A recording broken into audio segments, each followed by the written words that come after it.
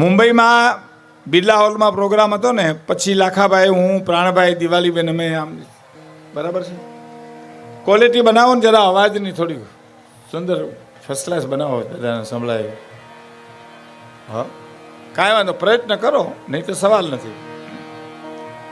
હવે અમે આમ હોલમાં જતા હતા, એમાં એક જણ મને કીધું આ ખારી સિંગ છે અડધો કિલો, તમે બધા કલાકારો ખાઈજો. મેં કીધું ભાઈ ખારી સિંગ અમારે એટલી બધી કેમ ખૂટે અમારાથી? કે ભાઈ આ તમારી દયાથી મારી એક રેકડી હતી ને ખારી સિંગની 2 થઈ ગઈ. પણ મેં કીધું એમાં અમારી શું દયા? મને કે તમે દુવાછન બોલો છો ને હોલમાં, ત્યાં સુધી બધા બહાર ઊભા ખારી સિંગ જ ખાય છે. એટલે આવું તો લંબાવા એવું લંબાવ્યા કરજો તો મારે 3 રેકડી થઈ જાય. પણ મેં કીધું આ અમારે ભાંગી જાય એનું શું કરવું એમ. એક જણો મને કે આ તમે દુવાસન બોલ્યા ને એ મારે અમેરિકા લઈ જવાની, એનો પ્રચાર કરો. મેં કીધું અમેરિકાનો પ્રચાર કેવી રીતે થાય? મને કે હું ઇંગ્લિશમાં ટ્રાન્સલેશન કરી નાખીશ એનું, તમે બોલશો તો ગુજરાતીમાં ને? મેં કીધું બોલીશ ગુજરાતીમાં, પણ મને કે એનું ઇંગ્લિશ કરવું એ તો મારે રમત વાત. લ્યો, મેં કીધું લ્યો કરો, લ્યો.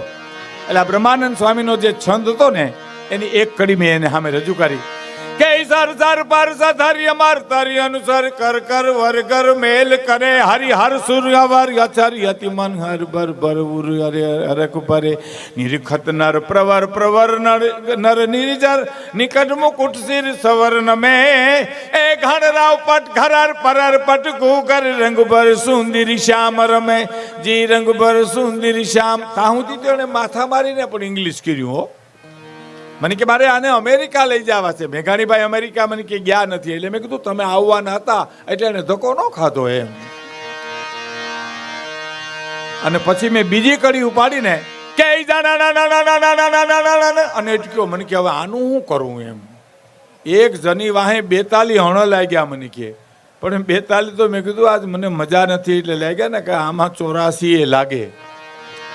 આ એમ નો લઈ, આ નાદ વૈભવ છે સાહેબ, આ નાદ વૈભવ છે.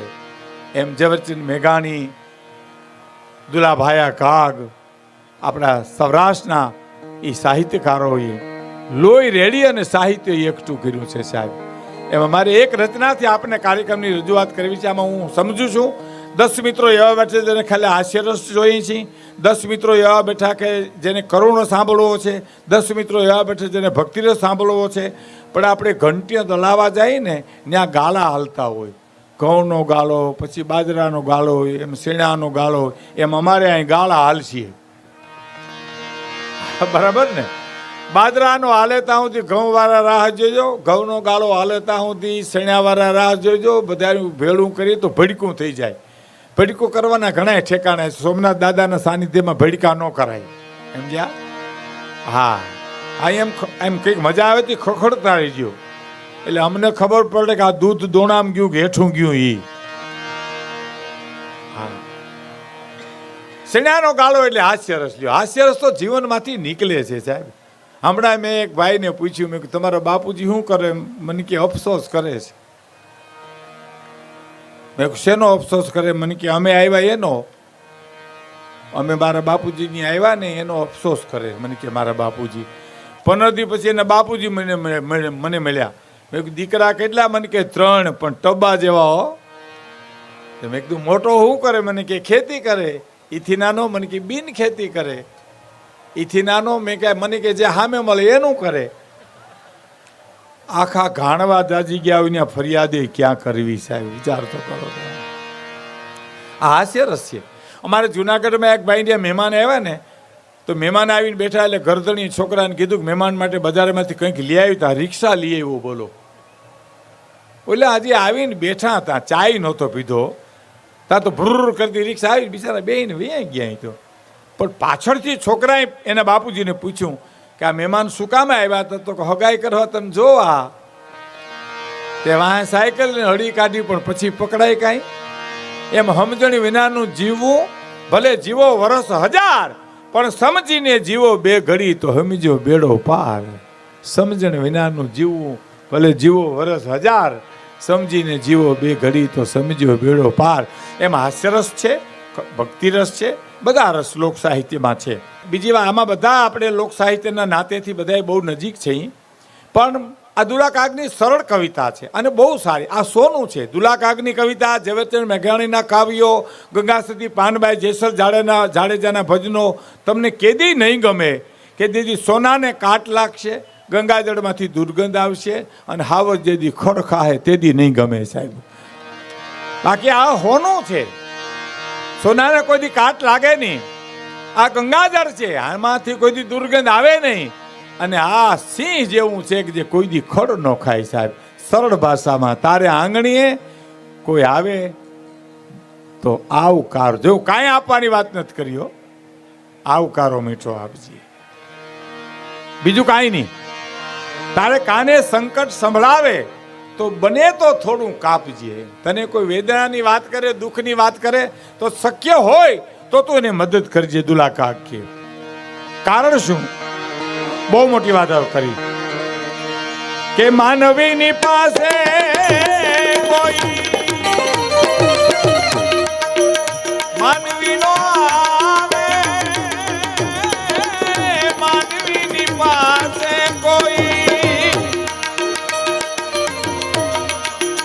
માનવી નો આવે રે.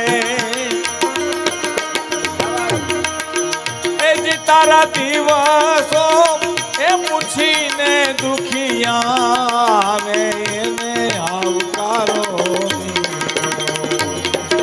આપજે. તારા દિવસો પૂછીને દુખિયા આવે એને આવકારો આપજે.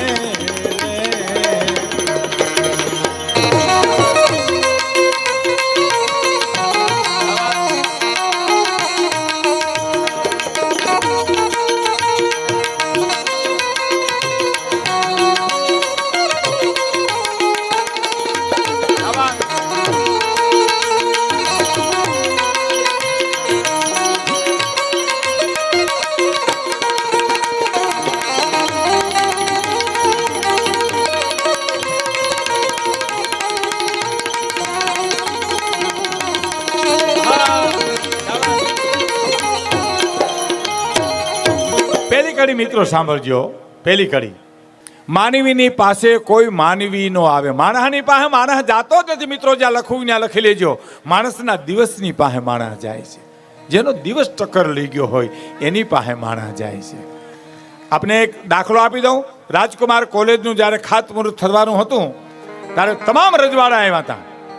દરેક રજવાડા, એમાં જસદણ આલા ખાચર પણ આવ્યા હતા. અને જ્યારે ખાતમુહૂર્ત વખતે એ પાયામાં કોઈ ચૂનો નાખ્યો, કોઈ રેતી નાખી, કોઈ સિમેન્ટ નાખી. પણ જસદણના આલા ખાચરે ખોબો એક ચાંદીના રૂપિયા નાખ્યા સાહેબ એમાં. એટલે કોઈ પ્રશ્ન કર્યો, તમે કેમ કર્યું બાપુ, આમ કેમ કર્યું? આ બધાય તો ચૂનો, રેતી, કાંકરા એવું નાખ્યું અને તમે સોનાના રાણી સાહેબ સિક્કા નાખ્યા?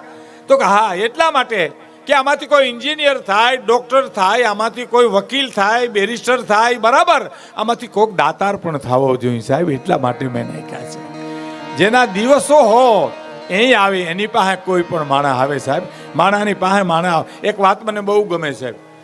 એક જણો ઓહરીમાં બેઠો હતો ને, એમાં કૂતરું ઘરમાં ગયું, પણ ગયું એવું પાછું વળ્યું.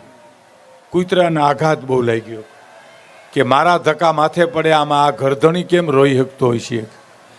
એટલે બહાર નીકળી ગયું ને બઠિયા કાન કરી ગયું. તો ઓહરીમાં બેઠો બેઠો કે કાં જાને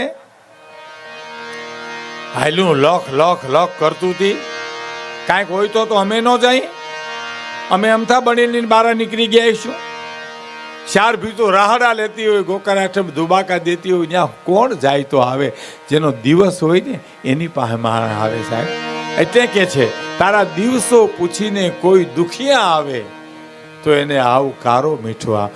આવકારો મીઠો. જોયું મોટી વાત. દુલા કાગની કવિતાનું મંડાણ મીઠાશ ઉપર છે. આ જીભ છે ને, જીભ એ તોતડી જીભ હોય ને, મારી તમારી તોતડી જીભ હોય ને, તો એમાં આપણો વાંક નથી. કુદરતની દેન છે કે આપણે જન્મતા તોતડી જીભ થઈ. તોતડી જીભ આપણો વાંક નથી, પણ તોછડી જીભ કરવી એમાં આપણો વાંક છે સાહેબ. ફરી વાર સાંભળજો સાહેબ. તોતડી જીભ એ કુદરતની દેન છે, તોછડી જીભ એ આપણો વાંક છે. અને જીભમાં કંઈ ઘા લાગ્યા હોય તો ઘા રૂજાઈ જાય, પણ જીભના ઘા જેને લાગે એ કોઈ રૂજાય નહીં સાહેબ. નહીં એવા વેણ ન કાઢો કે કોઈને દિલમાં ઠેસ વાગે, વાણી ઉપર વ્યવહાર માનવીનો સાહેબ. એવા વેણ ન કાઢો. મારી નાખે વેણ તો સાહેબ, એની મારે એક વાત કરવી તમને. વેણ મારી નાખે, કડવા વેણ જીવવા ન દે. આપણે ત્યાં લોકગીતમાં ગાય છે કે કાંકરીના મારા કદી ન મરીએ, કાંકરીના મારા અમે કદી ન મરીએ, મેળાના મારા અમે મરીએ, વાલીના મેળો લગાડો તમ સાથે રે, મેળાના મારા